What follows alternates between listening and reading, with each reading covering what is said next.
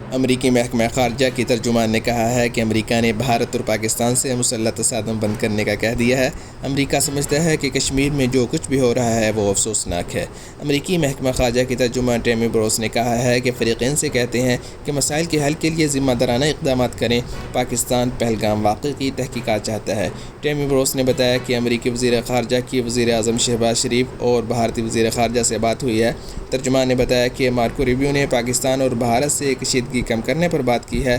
پاکستان اور بھارت میں براہ راست رابطوں کی حوصلہ افزائی کرتے ہیں۔ اس سے پہلے امریکی وزیر خارجہ مارکو روبیو نے ٹیلی فونک گفتگو میں وزیر اعظم شہباز شریف نے انہیں خبردار کیا تھا کہ بھارت کے حملوں نے نہ صرف پاکستان کی خود مختاری اور علاقائی سالمیت کو چیلنج کیا ہے بلکہ جنوبی ایشیا میں امن و استحکام کو بھی شدید خطرات سے دوچار کر دی ہے۔ وزیر اعظم آفس سے جاری اعلامیے میں کہا گیا تھا کہ دوران گفتگو شہباز شریف نے بھارت کی جانب سے میزائل اور ڈرون حملوں کی شدید مذمت کی ہے، جس کے نتیجے میں 31 شہری شہید اور 57 زخمی ہوئے ہیں اور انفراسٹرکچر کو بھی نقصان پہنچا ہے۔